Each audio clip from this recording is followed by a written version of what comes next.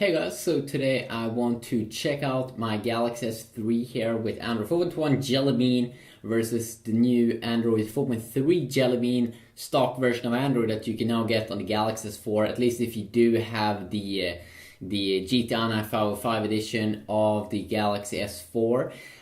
So the thing here with my Galaxy S3 here is that I'm using the 4G variant of the Galaxy S3 over here. Now that does mean is that I can't download the new leaked Android 4.2.2 because it doesn't work on the GTI 9305N to flash.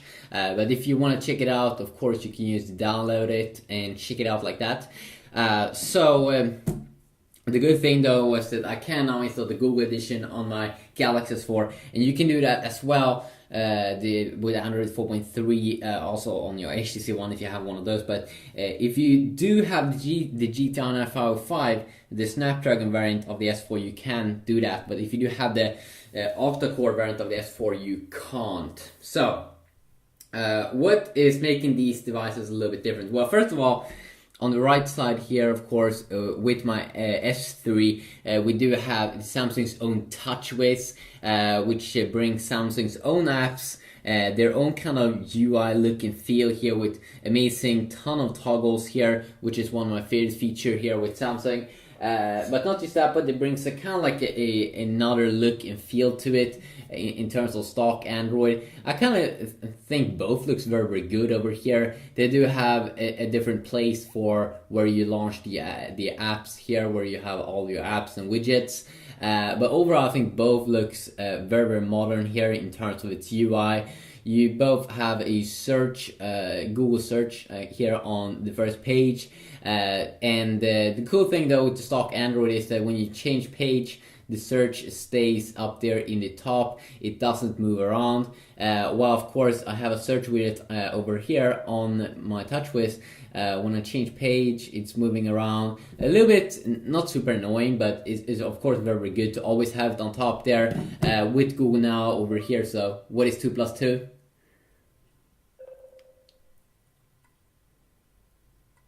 What is 2 plus 2? Google. Use an internet search engine, particularly Google.com. What? What is 2 plus 2? The answer is 4. There we go. Set alarm at 8 p.m.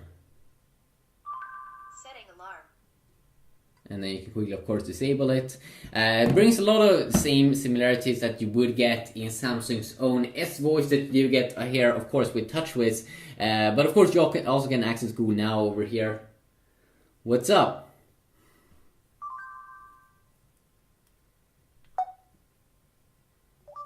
What is 2 plus 2 minus 8? The answer is -4. As you can see, it works kind of the same there with Google Now. But here, you do get, of course, some extra things, some TouchWiz features like S-Voice. They kind of do the same thing as Google Now. So let's check it out. And it's kind of like Samsung's Siri competitor, which is Apple's voice assistant. And of course you can... What is 2 plus 2?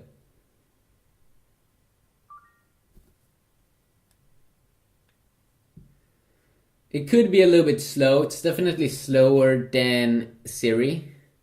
Here is the answer to your question. What? What was that? That was random. Wow. What is the method? What? That's random. Set alarm at 5 p.m.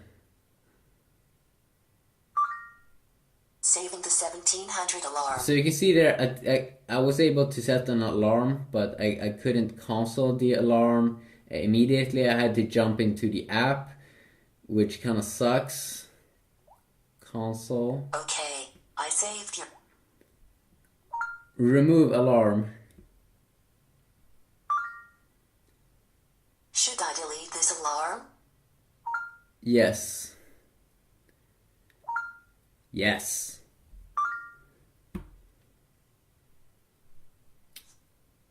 Okay, I deleted it. So it's a little bit a slow guy, especially versus Siri, but it works. It works definitely. If we take a look here, also, I mean, of course, on both on these home screens, you can have whatever apps you want, whatever kind of widgets also you want.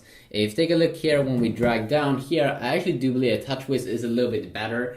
Because first in TouchWiz you can see all your notifications, but then you have a quick place here with all of your toggles, so you can quickly enable and disable GPS, Wi-Fi, sound, Bluetooth, screen rotation, and you have screen brightness here as well. Pretty quick access to, and and it also definitely in the latest version of Android 4.2. That's coming out now for the S3, you do get even more toggles, and of course the S4 with TouchWiz has even more toggles with air view and air gestures and stuff, which is nice. It's very nice, and also quick access here to the full settings, which looks a little bit old here, but you should update that. Where over here we have the tap on a button, or you can use 2 fingers to go there instantly. But you only get 1, 2, 3, 4, 5, 6, 7 versus 1, 2, 3, 4, 5, 6, 7, 8, 9, 10. Over here you do get 10, and of course in future updates, and 11 with this one.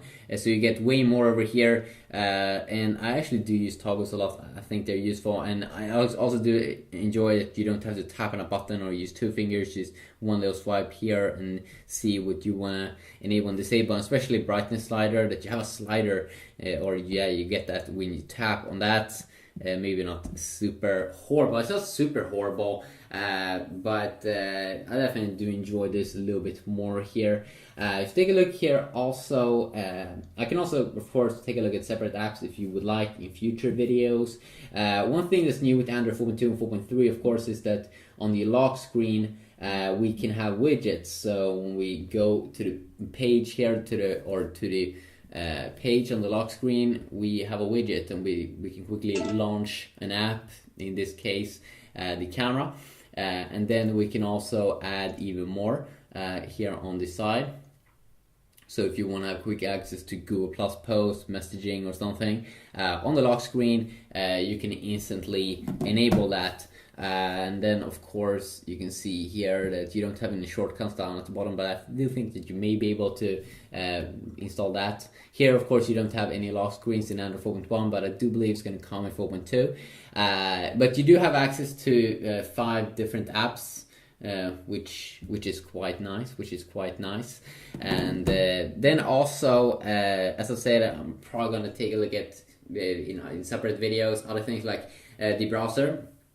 Now, of course, with the stock version of Android here, most apps that you do get is Google's own, and many of them is apps that you can download on the S3 from the Play Store. Apps like Google Chrome, Google's own Play Music, which is kind of like their Spotify competitor.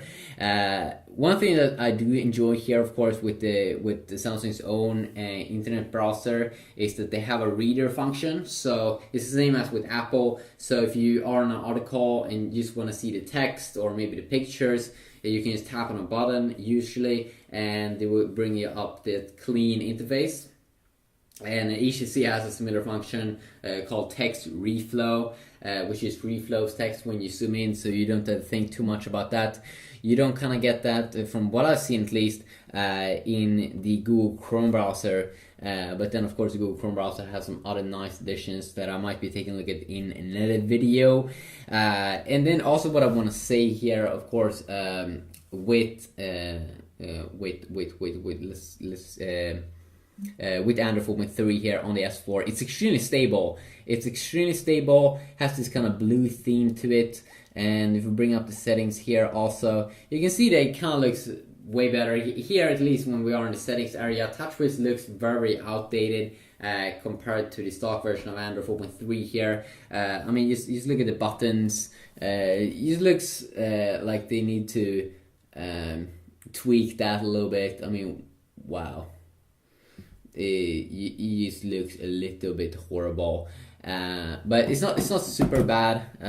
It's not super bad like that movie. 4.1.2 Jelly Bean. I'm not sure when 4.2 though is gonna come for the 4G edition of the Galaxy S3. I mean, there are a ton of variants out of the Galaxy S3. And as I said in future videos, I can compare these devices more if you tell me specific things that you want to see. And I'm sure if I did show you this, but if you go down here to Android version, you can see over there that it is Android 4.3, still being called Jelly Bean.